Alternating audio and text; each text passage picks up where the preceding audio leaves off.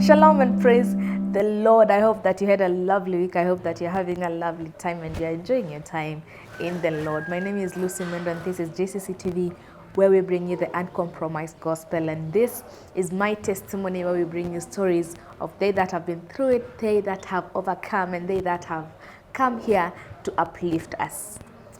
Today, my guest is Pastor Joshua Kyalo. And one thing about life, there's just one experience. That one experience that you have with Jesus and your life is not the same again. And he is here to tell us his story and about his experience with Jesus Christ. Yes. Karibu sana. Asante sana. Yeah, so, Pastor. Yes. Joshua Kyalo. Yes. Tell us more. Thank you. Thank you, host, and thank you, everyone, the viewers who are able to see us and watch us from wherever you are. My name, as you've heard, is Pastor Joshua Kyalo. Kyalo comes from Kitui County, specifically Kitui East sub-county, but located within Kitui Central, where I do both ministry and work for our government in a career and profession. And so I'm married to one she-wife. We are blessed with 2 sons and a daughter. I have 2 sides of my life that I can attest to this day. Mm-hmm. One that before I knew Jesus, I still lived. And after knowing Jesus, I'm living. And so there are those 2 sides. Mm-hmm. And I know here we are here specifically to this time when Jesus came into us or into my life, and what I have seen and what I have gone through, mm-hmm. that remains a story that can lift somebody else. Mm-hmm. But I will, if you allow me, I will talk some things more about myself before Christ, mm-hmm. so that we can come to when Christ came in. Mm-hmm. Yeah, my age currently is 47 years. I'm doing my 48th year, born 1974. I did not I was not born again. I was born as a man, as a child of the world, and I stayed this life of not knowing Jesus for 29 years. 29 years I was a boy like another boy in this life. In my life before Christ, or before I had an encounter with God, I interacted with the world just like other people, and I had some lifestyle that was not of God, that I thought I was proud about, and I thought is a life that is good. Mm-hmm. And just the way the world speaks, that you enjoy life, you feel good in this life, so you find yourself doing things thinking they are good. Mm-hmm. Kumbeni is the language of the world. Yeah. So in those days when I did not know Christ, in my youthful life, I indulged in a few things that I wanted to mention so that we can see where the encounter power picked me from. I was this young boys who loved to be found in drinking sprees, enjoying alcohol, enjoying chewing mirror, enjoying smoking, and all this was something I thought is good in those days of not knowing. I lived in that life. Let me testify that I got initiated into this life when I was very young. You can imagine a boy in primary school level being a drunkard, getting ready to drink in holidays. How were you initiated into that? I come from a village that is very well known in this county for a life of interacting with drunkardness. The place is called Kawea. And on my growing, I was in a family that had drunkard men. My uncles, my grandparents, especially the fathers. The one of them, the one who gave birth to my mom, was a good drunkard. And so out of that life, interacting with these people, we also found ourselves in family setups where this local brew is being meant as a business. So you find that within the village, most of the households are selling the so-called karubu, yeah, the Kamba local brew. And because of that kind of environment, we grew looking at alcohol as a good thing. And that's how you find your uncle giving you a cup, get a sip, you are a man. You get a sip like a man, you say, yes, I'm a man. You feel that highness, and then you begin desiring the life. That's how we got in. Some of it was done by our own family members out of the celebrations that happen at home. Maybe you are in a Christmas, you are in any share within a family, you find there is alcohol. And sometimes you would also sneak, and because we had tested, we would sneak and try and do it on your own. And so as we interacted with the community of such a caliber, then we began, most of us, the young people, began being drunkards. And most of the young people, we found ourselves in drinking. So drinking alcohol goes hand in hand with smoking, talk about bank smoking, and that's how we got in. And it became an habit, and we began looking like we are enjoying this life. And we moved on with this life from quite good years, all the way from primary, a good part of primary school, the entire part of high school, the entire part of college, until when Jesus met us at a level at the workplace, in the marketplace. And all this, you will sometimes find that you get drunkard until parents are regretting, and they are talking all kind of things. Why should you live this life? How comes that you love this life? But because it's like a power that is sitting upon you, you don't even see they are talking as anything. You actually they talk today, in the evening you are there again, you come drunk again at home. So all this life went on, and it went on for a good time. I was schooling in a high school within this town of Kitui.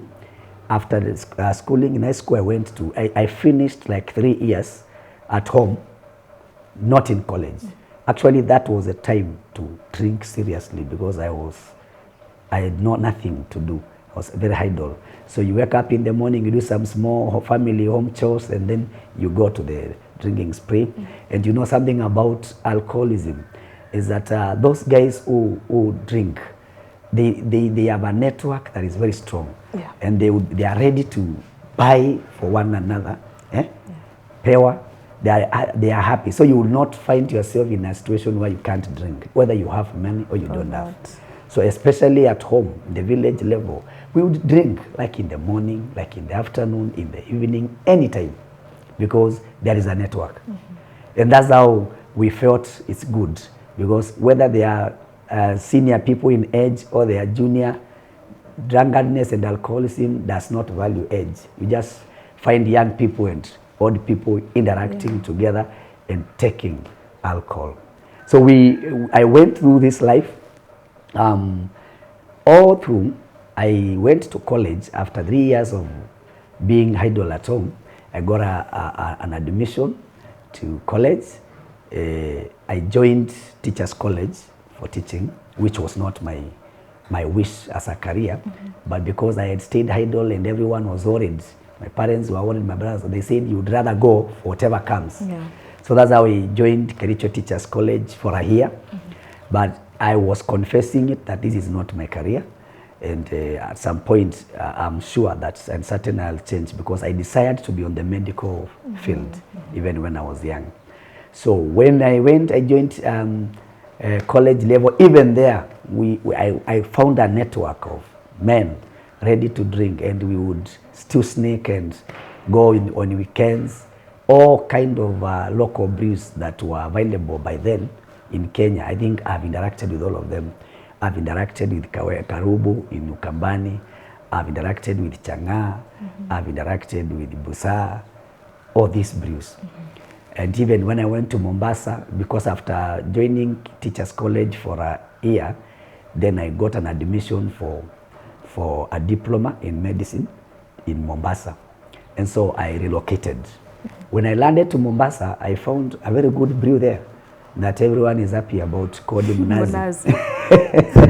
And I was there, Mnazi, all those areas, mention them. I have been into Kaloleni for a drinking spree in Mnazi.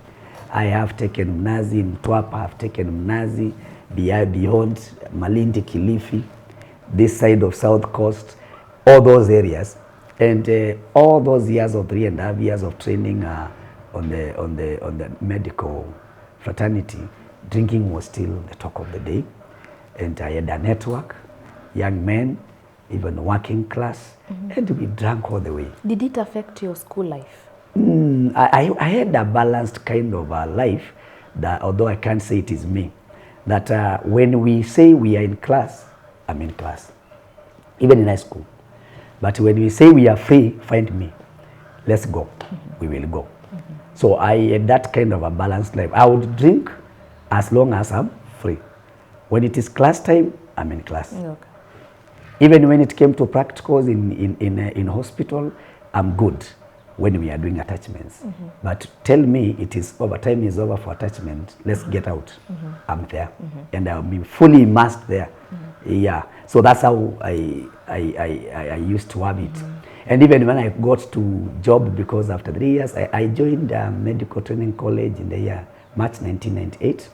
I came out in October 2001. So the year 2002, God was gracious. I got a job on this side of Kitui County. I joined Kitui County Hospital, and we were still drinking. Drank, 1 year was over. Moved to a different hospital, an health center within the community. That is when I think God began working on me, little by little. And even while I was in Mombasa, because I reached a place and told myself, right, even if I must drink, I choose to come out of local brews, so that I remain with the beer in bar, the chupa one, and I thought I may upgrade. I told myself I'm now promoted, yeah, but I would still drink, as in drinking properly. So I think God began working on me. I began dealing with some things on drunkenness, releasing others, remaining with others. At that time, I chose to stay away from smoking of all kinds. So I left bank smoking, I left smoking cigarettes, but I remained with alcoholism. What was the process of saying that I have smoked for this long and now it's time to stop? Let me say, I think it was God's process. I will not say that it was me, because I just woke up and said, I think I need to begin dealing with this drinking thing, this drunkenness thing. So I told myself, one, I need to come out of smoking. But it was not easy, because you are in this smoking whereby if you don't take a cigarette, and within an hour you have a serious, severe headache, and you must know how to handle that. So it was not easy, but I think God had seen my destiny, and He began handling me step by step. So I just woke up to saying, I need to stop smoking, I need to stop bank smoking, I need to come out of local brews and remain on the platform of the brews that are standardized.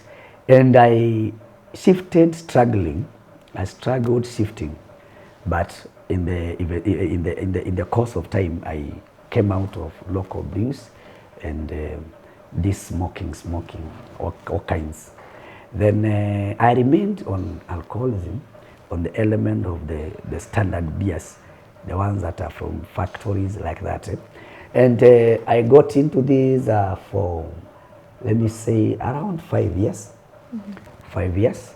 But I'll tell myself, I'm drinking as long as I'm free. But as long as I'm at a job and work, no.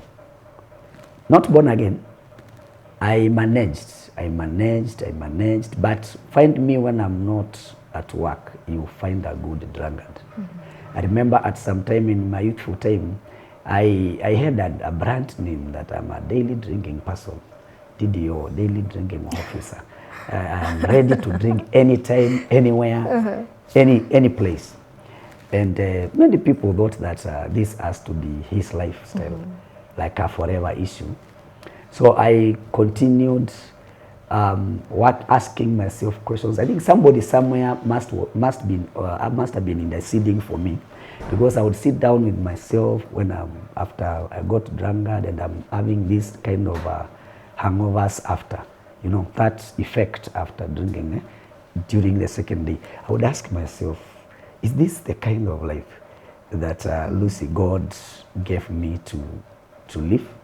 Those questions would haunt me, and I'm like, one day, one time, I know I'll come out of this, but I couldn't tell how. But that was a desire, deep-seated. I would drink, sometimes cry on my own. Why this life? Why this life? But it took time. It took time. And one of the other things that the devil tried to bring alongside this drinking was a life of sexual immorality, bit of it. And while I was in college, I had a girl, and that life of vijana, and it didn't last long. I think it took like 2-3 years in a relationship. So a time came while I'm in work, drinking every weekend, drinking because I had been placed to be in charge of an health center. So I have to be responsible. So from Monday to Friday, very responsible. Friday evening, I'm off. I've assigned somebody else for the weekend out. So I would travel, come to Kitui town, every bar, drink until morning. Si ile ya kuenda kuonja, it must night mpaka asubuhi. And it took some time. So in the year 2003, one weekend, which was a 8-month weekend, salary is there, pockets are heavy. I told myself, now I want to come out of this place and go and get a moment of enjoying myself in drinking in Kitui town. So I landed in this place, in this town on a Friday, 9th, and I had a network of 2 friends. I called them. We began in an evening of Friday. Took beer till morning. Went to the house, rested at around Sasita. We woke up, took lunch, and said we need to get back again. This is a weekend of serious business, and every bar that we have never drank, we have to enter that bar this weekend. No bar in this town should say that these guys have never landed there. So we would jump there, take 4, jump there, take 3, jump there, take 5, like that, until you make sure over the weekend every club in this town knows you. So a Friday, kesha, asubuhi, slept. Sasita we woke up, we planned again to go. But before we came out of this house to where we were in a house in this town, as nested called Mosquito, God sends a prophetess. This prophetess is a lady we met in the year 2000, both of us being students in medical training college. She was coming from Nairobi campus, I was coming from Mombasa. Both of us were on attachment in Machakos. We met, all of us not born again, so we knew each other because of that network. She got back to Nairobi after attachment. She got born again and later got married to a pastor. Then when she finishes her training, she's posted to Kitui Hospital, the same place I'm posted. We meet. She gives me a testimony of how her life was transformed, and she's now a wife of a servant of God. She accepted to be used of God on that Saturday that we were planning to go to a club. She came to the house looking for me. And her passion and push was for me to be born again. But I was so proud. I was a proud young man because money was there, profession is here, and what are you telling me about this God? So she sat with me and talked to me about how her life changed and how she would desire that I can come to an encounter with this Jesus Christ. And for me, it was not a topic of the day. So I was like, finish your story and move out so that I can. Actually, I told her, one thing I don't do, I don't try to pretend that I belong to what you are saying. I want to be myself. So just talk to me, but know that it is not in me. This issue is not in me. And so she was there. She could not let it go. She spoke and spoke. and told me, you try to think like you are friends, but these people you think they are friends, they are not. Most of them are spoiling you. But there is one friend, she repeated, there is one friend whom when you encounter with, you will never regret in this life if you meet him. And she said, and this friend is the friend who took me out of this life that you are thinking you are enjoying, of immorality, this corruptness, and he helped me, and his name is Jesus. I told him, fine, message home, but not for now. So what you do, finish your business, leave me. When the time comes and God designs it, then I will belong. But for now, no, I must enjoy life. She had some spiritual anchor. She just got, she was not happy about our, I'm trying to be proud and boast against God's direction. So we left each other and she went. Little did I know that when she went, the burden was heavy in her and she could not still let it go. She locked herself in a, that is a testimony that came later. She locked herself in a room and seriously cried to God for my life. Me, I took my friends again back to club. So we had 2 more clubs remaining to say that at least every place here knows us. So, and they are next to each other. So we landed to one of the clubs at around 6 p.m. and we were there. Where we began. Drank 2 hours, 3 hours in, let us now change to the other club. So we went to the next. There's a town here called Kalundu. That is where we were. And the last club where now the spiritual encounter with God came was in a club called this club in Kalundu, Riverside. That is where we were at night. So we are there, lete, nyama, lete, muziki. I'm a very good person in music. Even when I got born again and joined this side, the testimony still stands that I love music passionately, both singing and dancing. So we were there dancing and feeling good. And to us, if you go to drink. Don't go to pass time. There's no passing time in a club. You have to drink. Make sure the waiter is engaged.